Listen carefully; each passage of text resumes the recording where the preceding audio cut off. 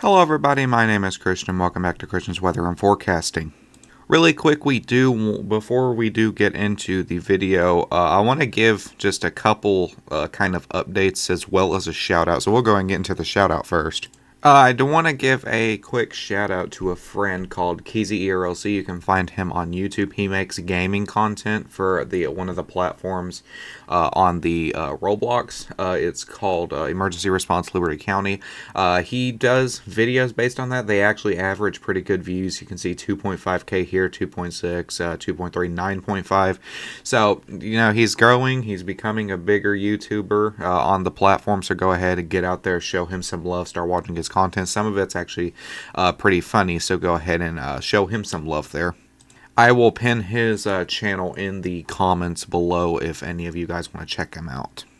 As well as this, I am happy to confirm that in the next couple of months I will be getting a new computer. This will be, I'm not 100% when we're going to buy it, but it's going to be anywhere between 2 to 3 weeks to maybe a couple of months. I do know that it will be coming. Hopefully we'll get it before anything major happens with the weather. If not, though, I will continue to update that. But it is coming, so we'll have less lag, a better webcam than, the kind of laggy that it is right now. So that's very good news for my end. Things like the microphone, the monitor that I have here, those two will stay, but everything else for the most part will be changed and it will look 10 times better. So I'm very excited for that. So let's go ahead now, with that out of the way, let's go ahead and dive into the weather. Now, once again, I will be using a kind of an online software because, once again, my Radar Omega subscription has not renewed, which means I cannot use it on the computer. So here we are on Tornado HQ. This is a tornado site where you can check out previous tornado warnings. And this is the event that we had the other day. We had the 10% up here towards Chicago and the 10% down here towards portions of Kentucky. The 10% down toward the south did not cause much where it was in the middle of the night. That heating of the day wasn't there to kind of strengthen it. Up towards the north, though, we did have some confirmed tornadoes up here. Mainly of them was radar indicated, but you can see this one right here towards Princeton. That one went observed. I don't know where another one is. I don't think anything hit the Chicago metro area towards the north part either. Mainly these tornado warnings were just a radar indicated. You can see right there, radar indicated. But the only one that I'm seeing right here that was marked observed on the radar was this one right here, but there were some others that did actually touch down, and there's some photos on there online of it. We also had a secondary tour after they crossed over Lake Michigan. There's these secondary tornado event that happened over here. I do know for a fact the one towards the east of Kalamazoo, you got Kalamazoo right here. The one near Battle Creek, it went observed. This one was observed, but the radar didn't show it. And then this one actually confirmed it on the ground. The damage up there is somewhat significant, but it's mainly barns and whatnot that were hit up here. We also have another tornado warning that was up here towards Grand Blanc and Flint. Down to the south here, we had a tornado warning towards Richmond that didn't do anything. And then we had this little cell that kind of popped up out of the middle of nowhere. And this produced a tornado. It touched down to the east of Springfield, although it did not mark it as confirmed on this. I do have a radar photo. I will pull it up here in a second. It lifted right before Columbus, and then it touched down over here once again towards the east of Columbus before lifting. There were some other cells that once again got warned with the storm, but they didn't produce anything. I do know the tornado that was east of Springfield did knock down a card reader service. Not exactly what you call that, but we went to the gas station earlier in that morning, and it had knocked down almost all the card readers throughout the state of Kentucky. So that was a pretty significant tornado as well, even if it wasn't strong. So here I sent the videos for myself because I was on my phone when I took the photos. You can see the observed mark right here, as well as that tornado watch. Columbus was under that tornado warning, most of downtown Columbus towards South Columbus. And if you can look right here where my mouse is, that is that little rotation right there. So it wasn't a large tornado, but this little area right here here is what knocked down that card reader service. And that can also prove a very big point that even small tornadoes can be dangerous. Here's this photo, the correlation coefficient. You can see the tornado debris signature right here where my mouse is circling towards the southwest of Columbus. I also have a video of specifically my area, so I will go ahead and show that as well.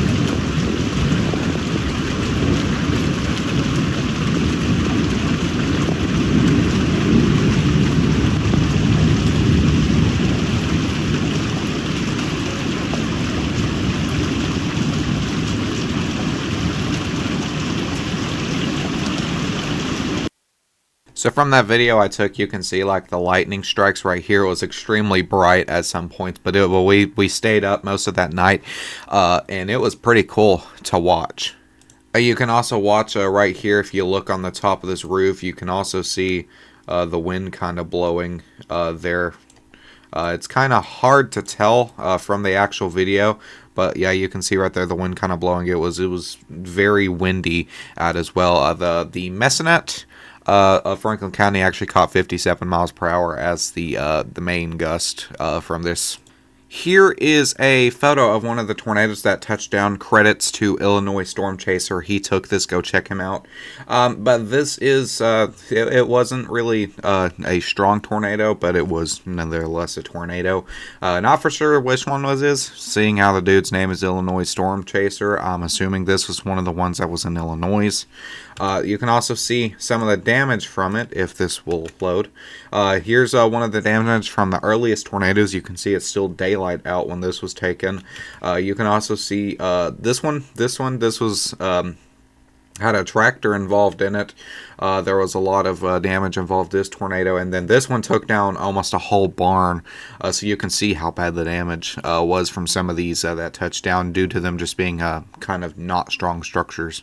Now, if we look at the models, let's go ahead and kind of show off what's going to happen. Right now, there will be a snow event towards portions of the California mountains, into portions of Montana and North Idaho, as well as that snow event forming that will stay for a couple days. We do have a secondary event forming towards the south. This will bring, possibility of snow towards portions of Illinois and Missouri, some freezing rain to maybe some western parts of Kentucky.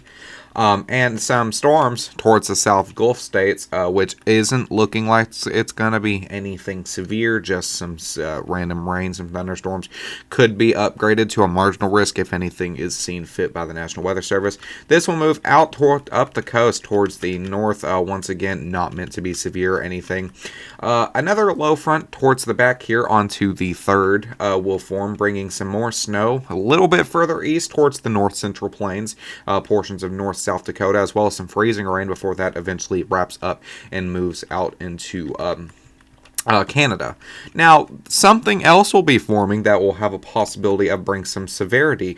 There will be a storm event on the 5th that will form somewhat of a squall line down from Missouri into portions of Canada, North Canada, as well as some storms forming down here towards Louisiana, and this will move off towards the east coast over towards 5th into the 5th of night and into the 6th. Once again, we'll bring a possibility, a low front popping up here will bring a possibility of severe weather, and that will continue to move off to east through the 6th to the 7th into the 8th before switching into some snow and moving up into portions of Maine and Canada, Nova Scotia onto the 9th. Behind that storm, so it's getting active once again, behind that storm we have another low pressure front that has some snow wrapped behind it, once again on the 8th as this is moving up and switching into snow. This will move up into a somewhat of a squall line, will bring some snow impacts towards portions of Colorado, Kansas, areas like that. Some severe weather possible towards the south, mainly just Gulf storms, it's looking like. Some Ohio Valley storms as well. Once again, we don't know, way too far out to tell if it's severe. And then that's the last run that we have is a little low front sitting right here towards Tennessee. So the Gulf states, towards the Gulf, you guys are going to be seeing a lot of stormy weather through the next couple days. The West Coast, you can see if we could run the run back a little bit, a lot of rain towards the upper elevated areas, a lot of snow. And then up towards north, a lot of rain and snow, that mixture. So that's kind of what we're looking at for the next little bit.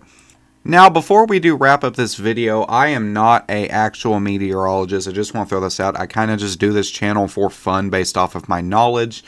So I'm not going to give myself out there a kind of like a tornado 2024 outlook. Real quick, I'm going to show you some people that I've watched, basically what they are predicting for tornado season 2024. This can be anywhere from a random small channel I've watched all up to Ryan Hall, Reed Timmer, people like that. So here's kind of what it's looking like things is going to happen.